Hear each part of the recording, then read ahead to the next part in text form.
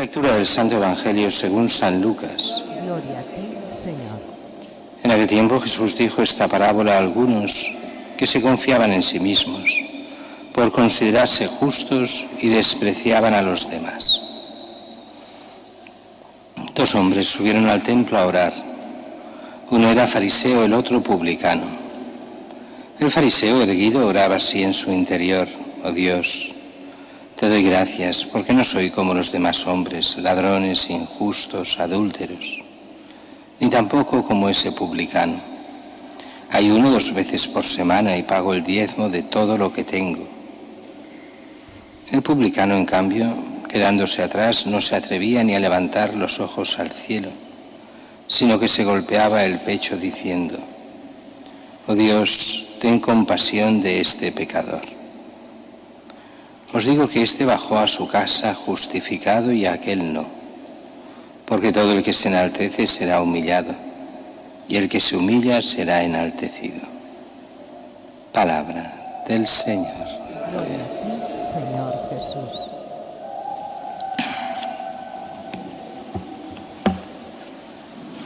El Evangelio de hoy es un Evangelio conocido. Bueno, todo el Evangelio es bien conocido y los cristianos deberíamos conocerlos todos y seguro que todos los que estáis aquí conocéis bien este Evangelio. Un Evangelio que nos supone esta parábola, una parábola que va directamente contra los fariseos, pero que tiene su enjundia.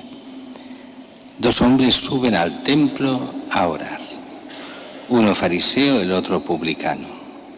En la mentalidad común, uno es fariseo, buen hombre, sigue las leyes de Moisés, es un buen judío.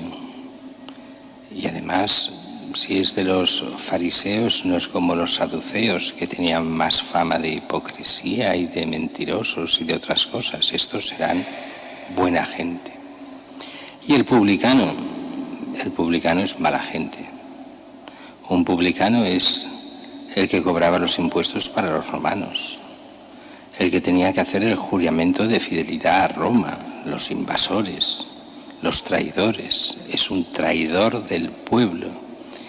Y no solo del pueblo, algunos dicen que también tenían que hacer un acto de adoración al emperador con el incienso en sus estatuas, con lo cual también era un renegado en la fe, mala persona. Y además decían que los publicanos eran ladrones, porque cobrando los impuestos aplicaban sobretasas que tenías que pagar para que ellos se hicieran ricos. Con lo cual tenemos el bueno que va a rezar y el malo que también va a rezar al templo. Y dicen que el fariseo erguido, o sea, como de tú a tú ante Dios, oraba así en su interior: oh Dios, te doy gracias porque no soy como los demás hombres, ladrones, injustos, adúlteros, ni tampoco como ese publicano. Ayuno 2 veces por semana y pago el diezmo de todo lo que tengo. O sea, te doy gracias porque yo soy bueno y hago mucho bien. Mira, ayuno 2 días a la semana, pago el diezmo de todo lo que tengo. Yo soy bueno.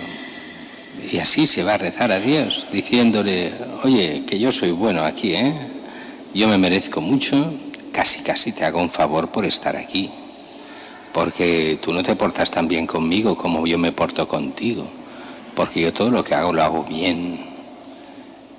Recuerda a toda esa gente de nuestra época, de nuestra generación, que va diciendo eso ante todo el mundo: yo soy buena gente, yo no robo ni mato como todos los demás. Y ay, Señor, de los que dicen eso.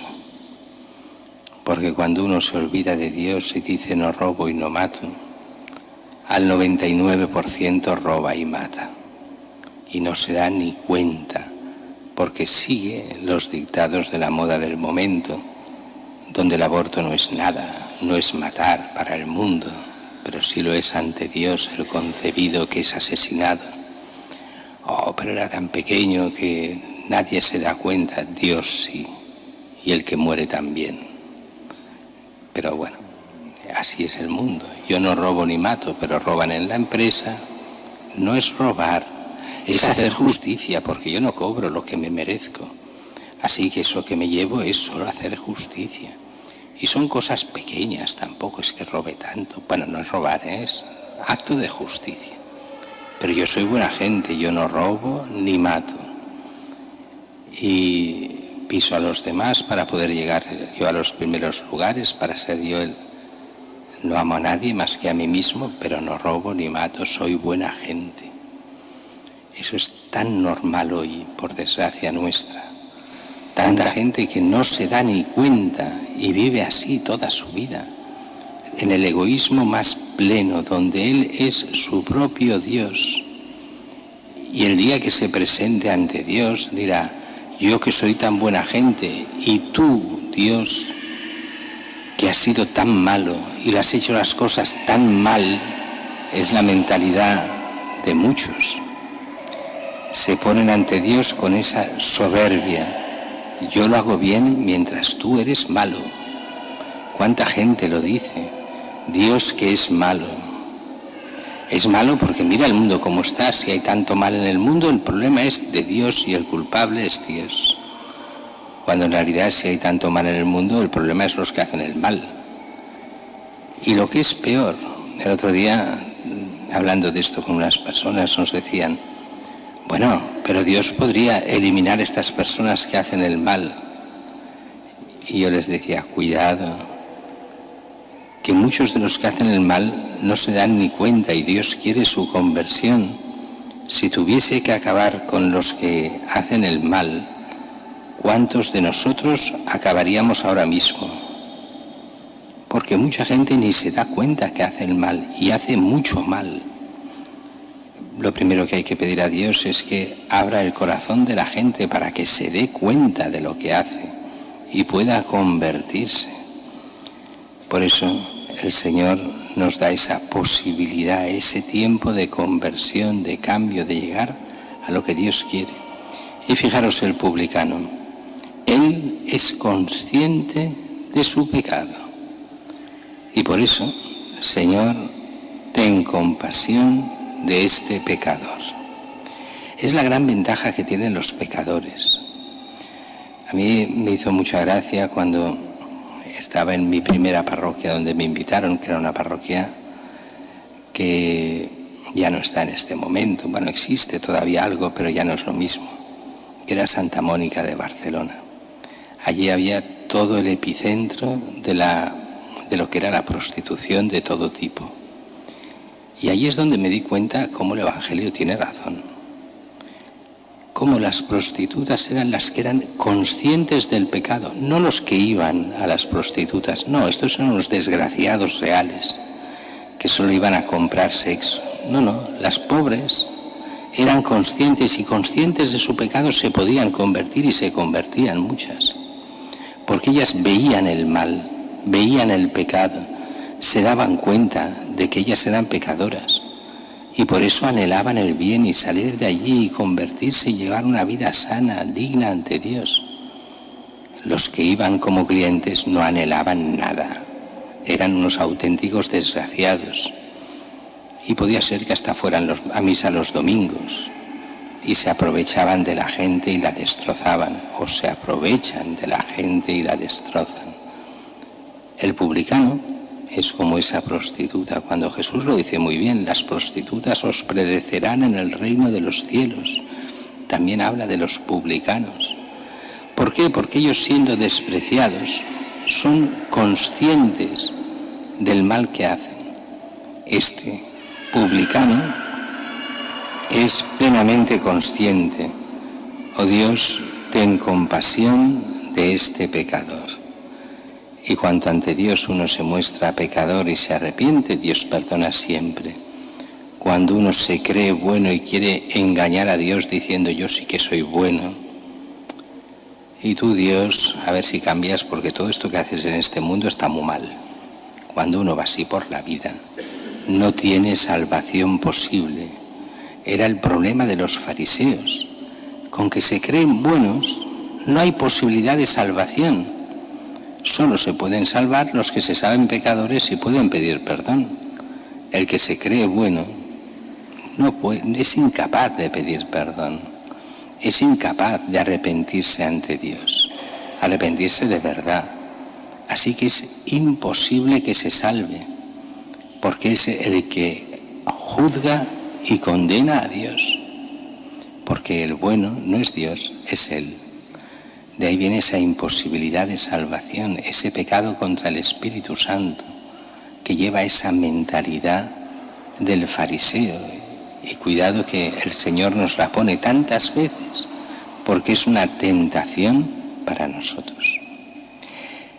Dejemos el texto y nos vamos un momento solo al Domum. Hoy es Domingo Mundial de las Misiones, o sea, de la propagación de la fe, de llevar la fe a todo el mundo.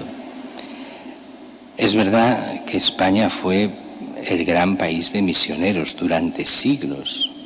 España ha enviado misioneros como nadie, era la primera potencia mundial en enviar misioneros de España al mundo. Al mundo y al mundo sí, especialmente a América Latina, parte de Asia, parte de África. Hay esos misioneros, de los cuales todavía hay muchísimos misioneros. Y es verdad que esos países a veces son ya hoy mucho más católicos que España, pero sí que es cierto que son mucho más pobres que España y de alguna forma el día de hoy es para rezar, para que haya nuevos misioneros por una parte, por otra para ayudar económicamente a los misioneros, por eso la colecta de hoy es colecta de Domum, colecta para las misiones. Pero hay un tercer aspecto que ya los franceses nos decían hace 40 años y que los obispos de España hace 20 que ya nos lo dicen. Y es, cuidado, España es tierra de misión, ya no es tierra de misioneros. Algún misionero va hacia allí y los que quedan empiezan a ser mayores, los que quedan allí. Pero España es tierra de misión y si os fijáis cada vez más en muchas parroquias de toda España, pero aquí en Cataluña en especial, ya hay párrocos, vicarios, africanos, americanos, asiáticos, que son hijos espirituales de aquellos misioneros que enviaron los españoles y que ahora vienen aquí a España a evangelizar. Hay diócesis que si no fuese por esta ayuda inestimable de muchos misioneros ya estarían cerradas a la fe, porque el pueblo español, pero sobre todo el pueblo aquí en Cataluña, ha perdido la fe. Y eso les cuesta mucho de entender a ese grupo de gente que se piensa que los catalanes somos los mejores, que aquí lo hacemos todo bien. Aquí hemos olvidado a Dios y nos hemos apartado de Él. Y lo llevamos haciendo muchos años, pero especialmente en estos últimos años ha sido brutal lo que es olvidarnos de Él. Se necesita un esfuerzo misionero importante en la Iglesia aquí, pero el primer misionero es cada un cristiano. Lo primero es que nosotros vivamos realmente la fe, que hagamos que nuestras familias se tenga una fe viva, que se sepa transmitir la fe a los hijos, que se sea consciente de la misión de cada cristiano también en las escuelas, en la sociedad en la que estamos. Y si no hacemos eso, la fe continúa apagándose. Es cierto que eso ha pasado en muchos países. Siglo IV y siglo V, donde estaban la mayor cantidad de cristianos de todo el mundo. Estaban en el norte de África. Siglo VII, VI, finales del V, VI y sobre todo a finales del siglo VI y VII, borrados de la faz de la tierra todos esos cristianos. Norte de África quedan 4 coptos, 4 cristianos más, pero no llegan en toda norte de África al 1% de cristianos. Desaparecieron. En España puede pasar lo mismo, aquí en Cataluña, en Barcelona, puede pasar lo mismo. O nos tomamos la fe en serio o la fe desaparece de aquí. La fe continuará, no hay problema, continuará en África, continuará en Asia. En África, en 20 años hay el doble de cristianos de los que había hace 20 años ahora. Y ya están enviando misioneros por todas partes y tienen los seminarios llenos. Y hay de todo en los países de África. Y de hecho, antiguamente no habían cardenales negros y pocos obispos negros, ahora está lleno de obispos y cardenales negros, africanos. Y Corea y otros países de Asia, la fe va creciendo, pero no aquí. Por eso aquí somos país de misión y el primer misionero es el cristiano del lugar, nosotros. En nuestra fidelidad a Dios haremos que la fe continúe en nuestro país. Pero eso es jugársela muchas veces, es ser fieles al Señor, es no ser tan bien vistos como algunos querrían, pero es tomar decisiones que desde la fe afecten a la vida de cada uno de nosotros.